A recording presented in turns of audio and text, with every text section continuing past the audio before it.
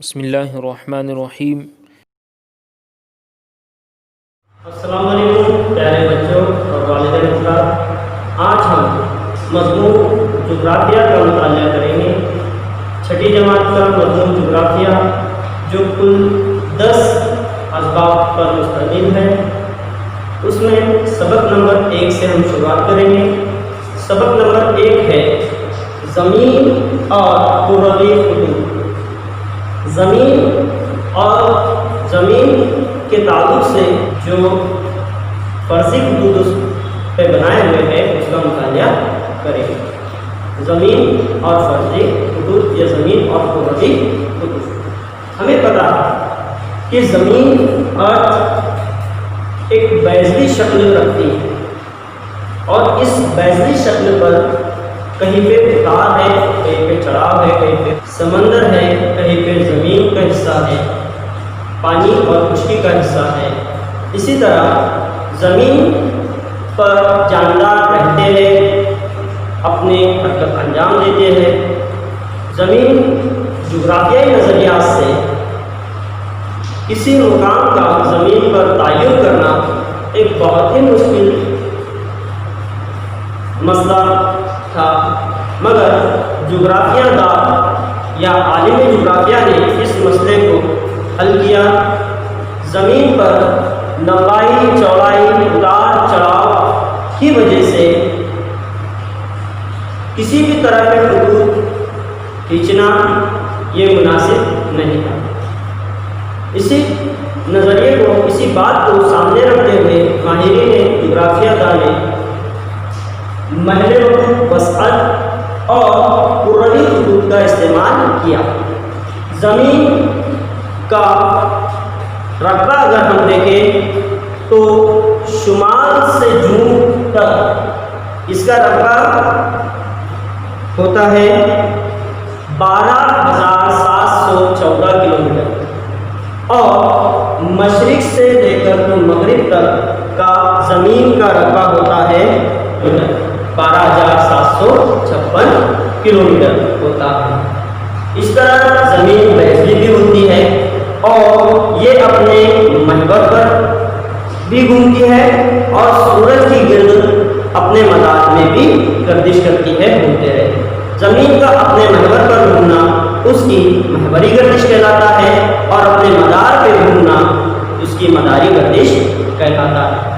زمین پر کچھ حصہ پانی کا ہے اور کچھ حصہ خشک مٹی کا ہے، جسے جو پانی کا حصہ ہے اسے ہم بحر اعظم کہیں گے، سمندر کا بڑا سمندر یعنی بحر اعظم، اور جو بڑا زمین کا حصہ ہے اسے ہم کہیں گے بر اعظم۔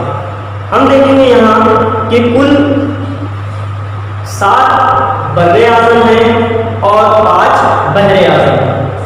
پہلا بر اعظم ایشیا، دوسرا بر اعظم افریقہ، تیسرا بر اعظم یورپ، چوتھا بر اعظم آسٹریلیا، پانچواں بر اعظم جنوبی امریکہ، چھٹا بر اعظم شمالی امریکہ، ساتواں بر اعظم انٹارکٹیکا۔ سمجھ میں آیا بچوں؟ ایسے کل 7 بر اعظم ہیں جو آپ پچھلی کلاس میں اس کا مطالعہ کر چکے ہیں۔ اس کے بعد ہم دیکھیں گے بحر اعظم۔ بحر اعظم پہلا بڑا سمندر یعنی بحر الکاہل، دوسرا بحر اوقیانوس، تیسرا بحر ہند، چوتھا بحر جنوب، پانچواں بحر آرکٹک۔ اس طرح سے زمین پانی اور مٹی کے کچھ حصوں سے گھری ہوئی ہے، اور یہ بحر اعظم اور بر اعظم مل کرتی ہے۔ اب ہم دیکھیں گے مقام کا تعین، لوکیشن۔ زمین پر کوئی بھی جگہ کون سا مقام ہے، اسے ہم کیسے کریں؟ مثال کے طور پر اگر میں ممبئی میں ہوں تو ممبئی سے جلگاؤں کا حصہ انڈیا کے بھارت کے شمال کی سمت میں آتا ہے، مگر وہیں سے اس کی بالکل الٹ اگر میں آگرہ میں ہوں تو آگرہ سے جلگاؤں مہاراشٹر میں، اگر کوئی اس سے اس کی سمت پوچھے آگرہ سے میں موجود ہو کر تو وہ اسے اس کی جنوب کی سمت بتائے، یعنی سمت سے کسی مقام کا تعین نہیں کر سکتے۔ اسی لیے ماہرین جغرافیہ نے زمین کی شکل کا ایک گولا بنایا. اس زمین کی شکل کے گولے کو ہم گلوب کہتے ہیں. آپ کو گلوب بھی میں بتاؤں گا. گلوب کے اوپر فرضی خطوط رکھے گئے. اب گلوب کی ہم بات لے لیتے ہیں. اگر دنیا کا ہم نقشہ بنائیں تو سیدھی سطح سے ہم پوری دنیا کے علاقوں کو دیکھ سکتے ہیں. اس کا مقام کا تعین ہم وہاں نہیں کر سکتے. اس لیے نقشے کو دو پہلوی شکل کہتے ہیں اور گلوب کو سہ پہلوی یعنی 3 پہلوی سطح کہتے ہیں. ہاں تو میں آپ کو بتاتا ہوں گلوب کس طرح سے بتایا. یہ ہے گلوب جس پر دنیا کی شکل کے مطابق نقشے بنے ہوئے ہیں اور یہ بیضوی شکل میں جیسے دنیا کا کرۂ ارض ہے اسی طرح اس کو بنایا گیا ہے. اب اس کے اوپر آپ کو مختلف مقامات نظر آ رہے ہیں جو نشاندہی کرتے ہیں کسی دیش کسی شہر کی. اب اس کے اوپر آپ اگر دیکھیں گے تو یہاں کچھ عدد دیے ہوئے ہیں اور اس پٹی پہ بھی اگر آپ دیکھیں گے تو یہاں بھی کچھ عدد دیے ہوئے ہیں. یہاں آپ کو کھڑی لائن یعنی عمودی خطوط نظر آئیں گے اور کچھ آپ کو افقی خطوط نظر آئیں گے یعنی آڑی لکیریں نظر آئیں گی. اب یہ لکیریں ہم زمین پر نہیں کھینچ سکتے اس لیے ہم نے زمین کے جیسا ایک گول گلوب بنایا اور اس پہ ان لکیروں کو ڈالا. ان لکیروں کو ہم کہتے ہیں فرضی خطوط اور قرعی خطوط. یہ ان کی 2 قسمیں ہوتی ہیں. ایک ارض البلد جس کو لانجیٹیوڈ کہتے ہیں اور دوسرا طول البلد. یہ جو افقی لکیریں ہیں آڑی لکیریں ہیں انہیں ہم ارض البلد کہیں گے. یہ مکمل طور پہ دائرہوی ہوتی ہے. ایسے پوری آڑی لائن پورے گلوب کے افقی سمت میں کھینچی گئی ہے مختلف مقامات پر. اور یہ عمودی لکیریں یہ نصف بیضوی یا نصف دائرہوی ہوتی ہے. یہ آدھے گلوب تک ہے. پھر یہاں سے یہاں تک یہ لکیریں ہیں اوپر سے نیچے تک یعنی شمال جنوباً یہ لکیریں کھینچی گئی ہیں. انہیں ہم کہتے ہیں طول البلد. جو عمودی لکیریں ہیں وہ طول البلد ہے اور جو افقی لکیریں ہیں وہ عرض البلد ہے. گلوب کا نقشہ آپ کو دکھائی دے گا. اسی طرح ہم بولتے ہیں زمین اپنے محور پر گردش کرتی ہے تو وہ اس طرح سے گردش کرتی ہے اور زمین اپنے محور کے ساتھ ساتھ مدار پہ گردش کرتی ہے تو وہ اس طرح سے گردش کرتی ہے سورج کے اطراف میں سورج کے گرد. اسی طرح ہم دیکھیں گے کہ زمین سیدھی نہیں ہے اپنے مدار پر اپنے محور پر وہ تھوڑی سی جھکی ہوئی ہے تو اس طرح سے زمین گردش کرتی ہے حرکت کرتی ہے. یہ ہو گیا گلوب کے تعلق سے. اب ہم ارض البلد اور طول البلد کے تعلق سے دیکھیں. زمین کا گول حصہ اگر ہم دیکھیں تو اس کو شمالی قطب جنوبی قطب یہ 2 قطب ہیں اور تیسرا یہ مشرقی قطب اور مغربی. مگر ہم قطب کا جب تعلق لیتے ہیں تو شمالی اور جنوبی قطب کے ذریعے ہم پتہ کرتے ہیں. یہاں پہ جو لکیر میں نے کھینچی ہوئی ہے یہ عمودی افقی لکیر جو ہے اسے ہم خط استوا مانیں گے. یہ خط استوا کی لکیر ہے جسے ہم استوائی سطح پہ کہتے ہیں اور یہ شمال کی سمت اور یہ جنوب کی سمت. اب خط استوا سے اوپر کا آدھا گول حصہ زمین کا یہ کہلاتا ہے شمالی نصف کرہ. شمالی نصف کرہ. اور نیچے کا جو جنوب کا آدھا گول حصہ ہے زمین کا یہ کہلاتا ہے جنوبی نصف کرہ. جنوبی نصف کرہ. ٹھیک ہے. اس طرح سے شمالی نصف کرہ اور جنوبی نصف کرہ. ہمیں کچھ خطوط کا مطالعہ کرنا ہے. جیسے زمین پر فرضی خطوط رکھے گئے ہیں کھینچے گئے ہیں جنہیں ہم طول البلد اور عرض البلد کی شکل میں جانتے ہیں. شمالی قطب اور جنوبی قطب کو 0 درجے مانا گیا ہے. 0 درجہ کے قطب مانے گئے ہیں. چونکہ یہ عمودی ہے اس لیے انہیں ہم 0 درجے کا عمودی خط یا بنیادی طول البلد کہیں گے. کیا کہیں گے؟ بنیادی طول البلد اسے کہیں گے، صفر درجے کا، ٹھیک ہے۔ اب صفر درجے سے کچھ فاصلے پر یہاں ہم اور طول البلد کھینچیں گے، یہ 10 درجے کے فاصلے پر، پھر اسی طرح اور کچھ فاصلے پر یہ طول البلد جو شمال سے جنوبی قطب کو جوڑتے ہیں۔ اس طرح سے ہم اس کی مدد سے کسی مقام کا تعین کر سکتے ہیں۔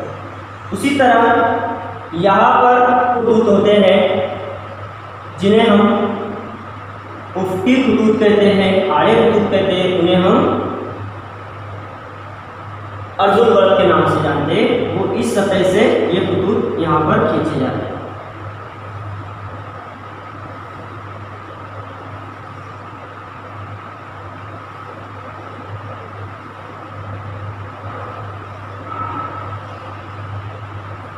تب جا کے تیار ہوتا ہے خطوط کا جال۔ اس جال کو ہم بلوک مانتے ہیں، کیا کہتے ہیں؟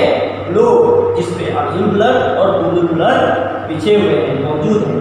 اب یہاں ہم نے ایک حصہ، ایک لوکیشن بتائی تھی۔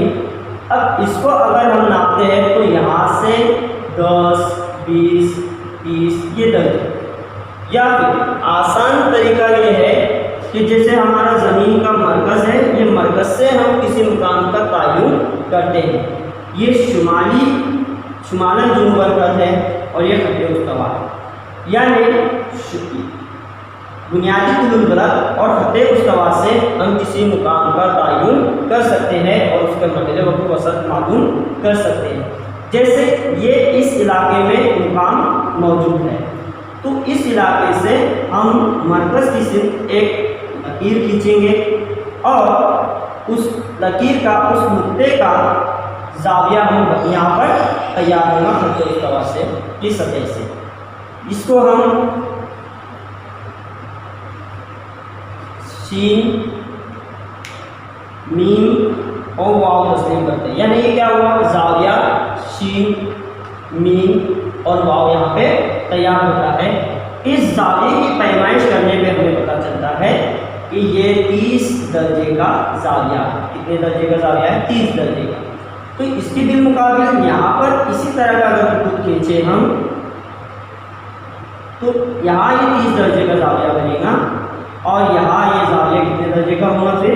کیونکہ یہ پورا جو ہے خط استوائی سطح سے عمودی بنیادی طول البلد کا جو زاویہ بنتا ہے یہ قائمہ زاویہ بنتا ہے۔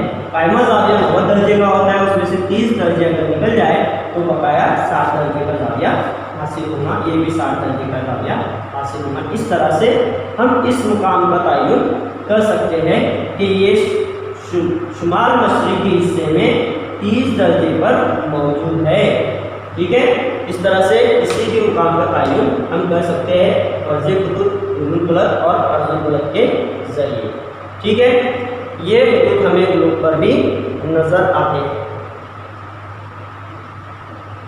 عرض البلد اور طول البلد کے ذریعے جو ہم اس فاصلے کا، اس نقطے کا کسی جگہ کا تعین کرتے ہیں تو یہ جو کارکردگی ہے زاویے کے ذریعے کسی شے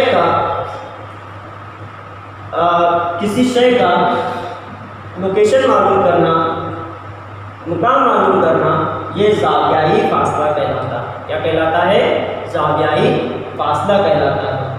تو اس طرح سے ہم نے آج زمین اور کروی خطوط اس سبق کا پہلا حصہ مکمل کیا ہے۔ ہم آگے اس کا دوسرا حصہ بھی دیکھیں گے جس میں عرض البلد، طول البلد کی اور خطوط کا جال کس کی آگے کی معلومات آپ کو دی جائیں گی۔ پیارے بچوں، جاتے ہوئے آپ کے لیے گھر کام، اس تصویر کا مشاہدہ کیجیے غور سے اور آگے دیے ہوئے سوالات کے جوابات لکھیے اور چینل کو سبسکرائب کیجیے، ویڈیو کو لائک کیجیے۔ شکریہ، تھینک یو سو مچ۔